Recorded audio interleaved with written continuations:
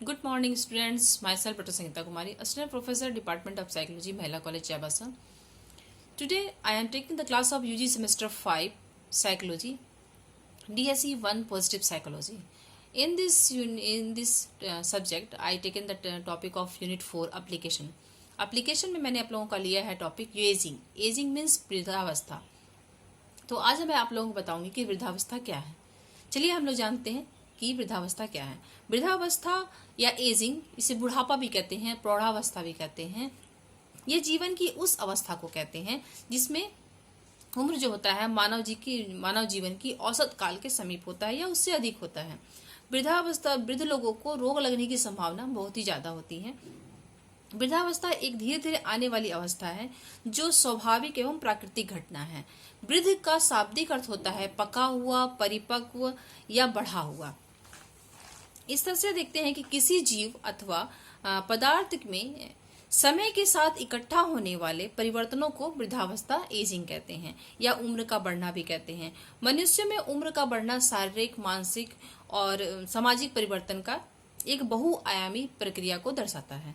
समय के साथ वृद्धावस्था के कुछ आयाम बढ़ते हैं और फैलते हैं जबकि अन्य में गिरावट आती है. जैसे जैसे उम्र के साथ प्रतिक्रिया के समय घटती जाती है वैसे दुनिया की घटनाओं के बारे में जानकारी और बुद्धिमत्ता बढ़ती जाती है. अनुसंधान से पता चला है कि जीवन के अंतिम दौर में भी शारीरिक, मानसिक, सामाजिक तरक्की और विकास की संभावनाएं मौजूद होती है.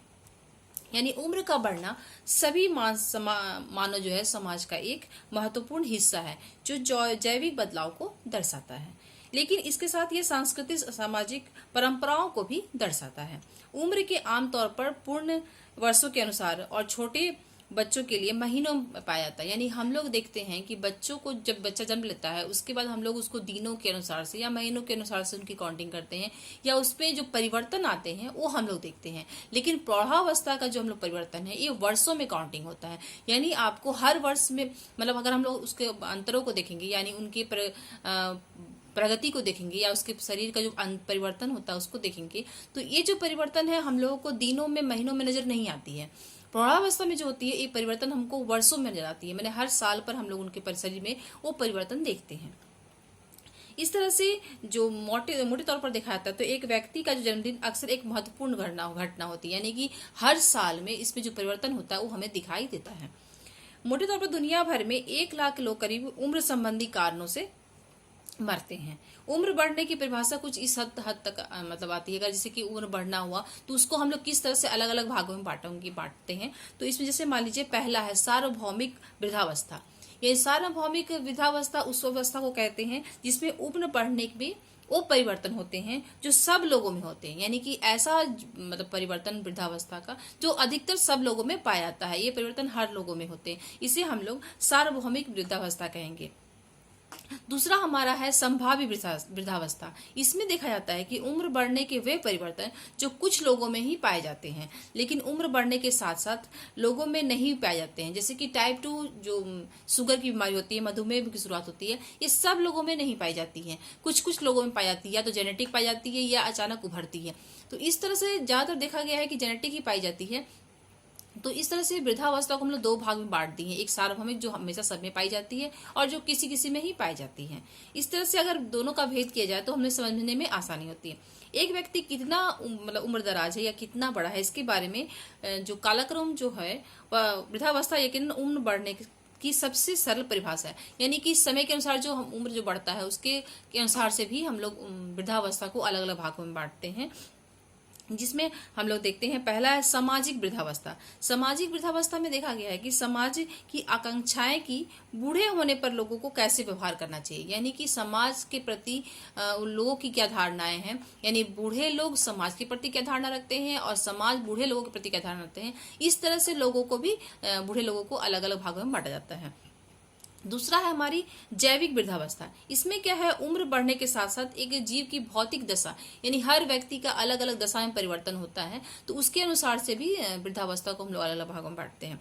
इसके बाद आसन्न वृद्धावस्था. उम्र इसका जो है उम्र आधारित प्रभाव जो अतीत के कारणों की वजह से आते हैं। यानी कि कभी कभी ऐसा होता है कि कोई लोग मतलब उनके अतीत में कुछ ऐसी घटना घट जाती है जिसके कारण वे जल्दी बूढ़े नजर आते हैं, यानी उनके शरीर में या उनके मानसिक इतने संघर्ष हुए रहते हैं कि वह कम ही एज में ही बूढ़े बूढ़े नजर आने लग जाते हैं। इसके बाद हमारा आता है विलंबित वृद्धावस्था। इसमें देखा गया है कि उम्र के आधार में अंतर होता है, जिनके कारणों का पता व्यक्ति के जीवन की शुरुआत में लगाया जा सकता है। जैसे बचपन में पोलियोमाइलिटिस होना, यानी कि मान लीजिए अगर कोई व्यक्ति को बचपन में कोई ऐसा रोग हो गया है जिसके कारण से वह बहुत ही कम एज में ही बूढ़े नजर आ रहे हैं, तो इनके कारण से भी बुढ़ापा का जो है जो वर्गीकरण हम लोग करते हैं उसमें ये आता है। इस तरह से देखा गया कि बुजुर्ग लोगों की आबादी के बारे में भी बहुत सारी जानकारियां प्राप्त करने की कोशिश की गई है। जैसे कि ये तो हुआ हमारा कि उसके व्यक्तित्व के अनुसार से या उसके स्वभाव के अनुसार से या पर्सनैलिटी के अनुसार से हम लोग उसको भाग दिए। अब हम लोग आते हैं कि एज के अनुसार से वृद्धावस्था को 3 भागों में बांटते हैं।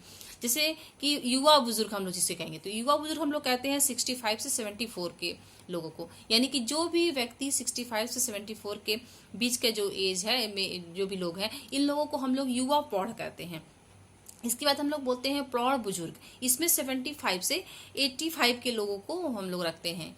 इसके बाद हम लोग आता है अत्यधिक बूढ़े बुजुर्ग, इसमें हम लोग 85 प्लस होते हैं, यानी जिनका भी एज ग्रुप जो है वो 85 से ज्यादा होता है, तो उन लोगों को हम लोग बूढ़े बुजुर्ग की श्रेणी में रखते हैं।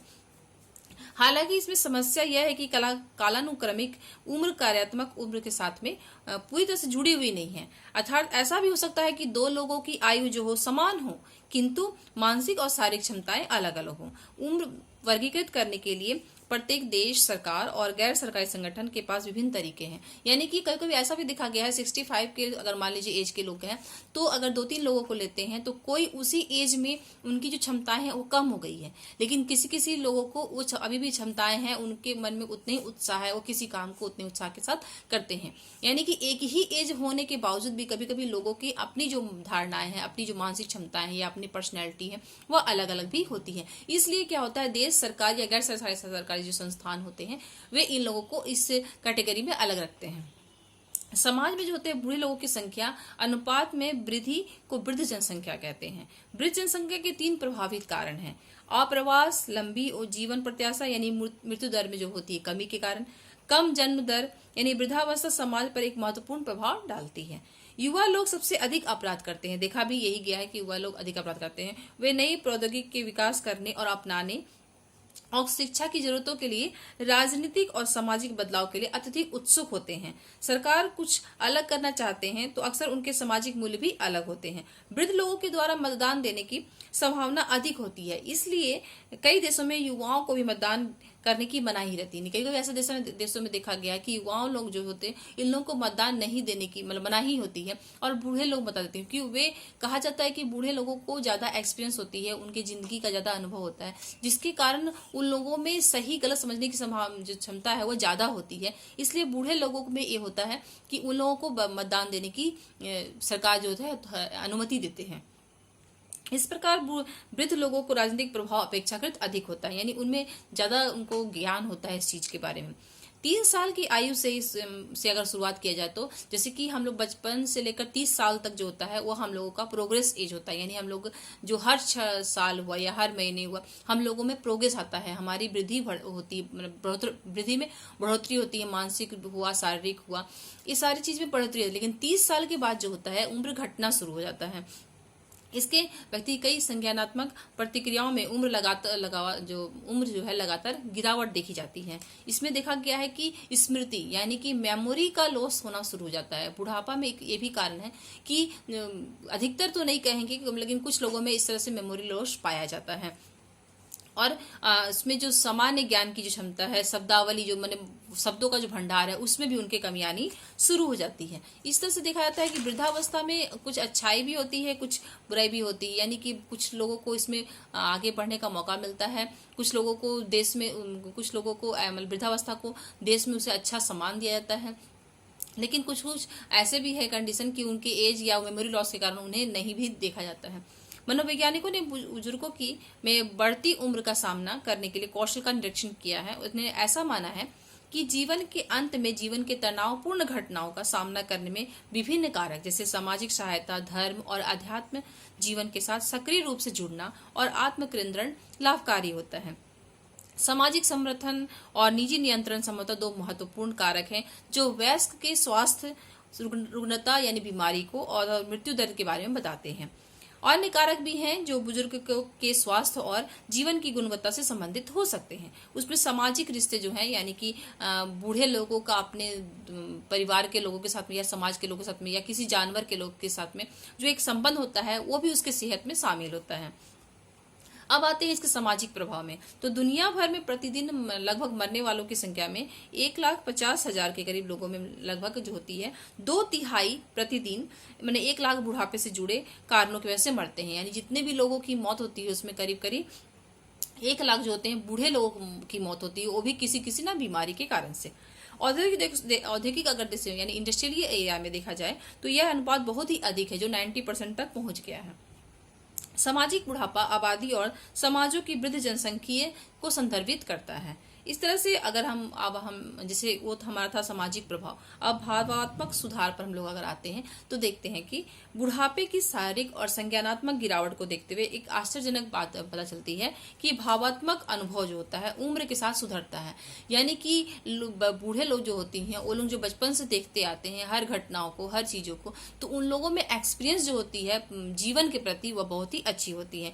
बूढ़े जो होते हैं वे अपनी भावनाओं को बेहतर ढंग से नियंत्रित कर सकते हैं युवा वयस्कों की तुलना में। नकारात्मक प्रभाव का अनुभव और अपने ध्यान और स्मृति के प्रति सकारात्मक प्रभाव दर्शाते हैं। यानी कि नेगेटिव और पॉजिटिव थिंकिंग के बारे में बूढ़े लोगों की जो सोच होती है वो बहुत ही अच्छी होती है। इसके बाद हम लोग आते हैं कि सफल वृद्धावस्था की अवधारणा को 1950 के दशक में खोजा गया था। यह 1980 के दशक में लोकप्रिय हुई। बुढ़ापा से जुड़ा पिछला अनुसंधान उस सीमा तक पहुंच गया जहां सेहत की अक्षमताओं जैसे मधुमेह और ऑस्टियोपोरोसिस की उम्र के विशेष रूप से जिम्मेदार ठहराया जा सकता है। यानी कि बहुत सा का क्या होता है बीमारी के कारण भी लोग बहुत कम एज में ही बहुत ज्यादा बूढ़े नजर आते हैं और उनकी जो सोच होती है वो उसी के अनुसार से ढलने लग जाती है। इस तरह से सफल बुढ़ापे के 3 घटक माने गए हैं, जिसमें पहला है बीमारी या विकलांगता की कम संभावना, दूसरा है उच्च संज्ञानात्मक और शारीरिक कार्यक्षमता, तीसरा है जीवन के साथ में सक्रिय जुड़ाव। इस तरह से अगर देखा जाए तो लोगों की जो बूढ़े लोगों की है इस तरह से 3 घटक हुए, यानी कि उनके जो कारण हुए जिसके कारण से वे जल्दी बूढ़े नजर आते हैं, किसी किसी की बीमारी के कारण या विकलांगता के कारण भी, या किसी किसी का उच्च संज्ञानात्मक जो अपना सोच होता है उसके अनुसार से भी, और जीवन के प्रति अगर कोई किसी का जुड़ाव बहुत अच्छा है यानी वो अपने जीवन को सही ढंग से लेते हैं तो उनका भी बुढ़ापा जल्दी नजर नहीं आता। यानी अगर बूढ़े होते भी हैं तो उनकी सोच बहुत अच्छी होती है तो वे अपने आप को उसी ढंग से लेकर चलते हैं। इस तरह से बड़ी संख्या में लोग इन मापदंडों को पूरा करने की तुलना स्वयं को सफल बुढ़ापा का प्रतिनिधित्व के रूप में देखते हैं। सफल बुढ़ापे को अंत विषय अवधारणा के रूप में देखा जा सकता है जहां समाज और व्यक्तियों के बीच एक समझौते के रूप में देखा जाता है। इसमें जीवन के अंतिम वर्षों में विशेष रूप से ध्यान केंद्रित किया जाता है। स्वस्थ बुढ़ापे यानी इष्टतम बुढ़ापा जैसे शब्दों का सफल बुढ़ापे के विकल्प के रूप में प्रस्तावित किया गया है। यानी कि जो लोगों को बुढ़ापे में भी स्वस्थ हैं, अपने आप को मानसिक शारीरिक रूप से स्वस्थ रखे हैं, यानी उनकी सोच अच्छी है या अपने आप सक्रिय है, योगा करते हैं, अपने शरीर को स्वस्थ रखे हैं, तो इन लोगों को स्वस्थ बुढ़ापे या इष्टतम बुढ़ापे की संज्ञा दी गई है। सफल बुढ़ापे का भी 6 आयाम है, जिसमें पहला है चिकित्सक के द्वारा जो होता है 75 की उम्र के बाद किसी शारीरिक अक्षमता का मूल्यांकन नहीं किया गया हो। यानी कि 75 साल का उम्र हो गया है अगर किसी व्यक्ति का, लेकिन किसी भी डॉक्टर के द्वारा उनकी किसी भी शारीरिक जो प्रॉब्लम होती है, कोई बीमारी का अवलोकन नहीं किया गया, यानी पूरी तरह से अगर वो स्वस्थ हैं तो इसे भी एक सफल बुढ़ापे के रूप में माना जाता है। दूसरा हमारा है अच्छा व्यक्तिपरक स्वास्थ्य मूल्यांकन, यानी अपने स्वास्थ्य का अच्छा स्व मूल्यांकन। यानी कोई व्यक्ति अपने आप को खुद को ये समझता है कि हम स्वस्थ हैं और अपने आप उसी अनुसार से ट्रीट करता है और हर काम करने के लिए एक्टिव रहता है, तो उसमें भी इसको अच्छे बुढ़ापे की संज्ञा दी जाती है। तीसरा है सक्षम जीवन की लंबाई, यानी अपने आप को इस ढंग से लेकर चलते हैं कि उनकी एज जो होती है ऑटोमेटिक लंबी हो जाती है। चौथा है अच्छा मानसिक स्वास्थ्य, यानी किसी किसी की मेंटल जो एबिलिटी होती है वो बहुत अच्छी होती है, यानी वो हमेशा पॉजिटिव थिंकिंग ही रखते हैं, तो उन लोगों की भी जो बुढ़ापे की सोच है वो बहुत अच्छी होती है और उनका स्वास्थ्य अच्छा रहता है। 5वां है उद्देश्य परक सामाजिक समर्थन, यानी कि अगर वो ऐसे कार्यों में अपने दिमाग को या अपने आप को लगाते हैं जिसमें समाज का उन्हें सहयोग मिलता है, तो ऐसे भी लोगों को स्वस्थ बुढ़ापे की संज्ञा दी जाएगी। छठा है हमारा 8 क्षेत्रों में स्व मूल्यांकित जीवन संतुष्टि, अर्थात अगर कोई व्यक्ति बूढ़े हैं और उनका वैवाहिक जो जीवन है बहुत अच्छा चल रहा है, आय से संबंधित जितने भी काम है यानी कि उनका जो अर्निंग सोर्सेस है वह बहुत अच्छा से चल रहा है, बच्चे हैं उनके जिनके जो उनका सपोर्ट करते हैं, दोस्त और सामाजिक संपर्क भी उनका बहुत अच्छा है, यानी दोस्त भी उनके बहुत अच्छे हैं और सामाजिक लोगों से उनका अच्छा संपर्क है, शौक भी यानी उनके अभी भी मतलब इस एज में भी उनके शौक अभी भी जिंदा हैं और उन्हें पूरे करने की कोशिश करते हैं तो भी, और सामुदायिक सेवा गतिविधि यानी कि लोगों के सहयोग करने के लिए अगर वो लगे हुए हैं और किसी का भी हेल्प करते हैं अभी मतलब इस एज में भी और उसकी क्षमता वो रखते हैं। इसके बाद धर्म से रिलेटेड भी कोई काम है तो वो करते हैं और उसमें जुड़ते हैं और अपने मनोरंजन या खेल इस एज में भी खेलते हैं या अपने मनोरंजन का हर चीज को पूरा करने की कोशिश करते हैं। तो इस तरह से देखा जाए तो अगर ये सारे गुण अगर कि वृद्धावस्था यानी बूढ़े लोगों में पाई जाती है तो उसे सफल वृद्धावस्था कहेंगे और अपने आप को स्वस्थ मान कर चलते हैं। तो ऐसे लोगों को जीवन में एक सकारात्मक सोच होती है और अपने जीवन को अच्छी तरह से प्रेजेंट करते हैं। आज के लिए इतने ही, इसके अलावा मैं इसके और भी बहुत सारी जानकारी दूंगी वृद्धावस्था के बारे में। आज के लिए इतने खत्म करती हूँ। Thank you.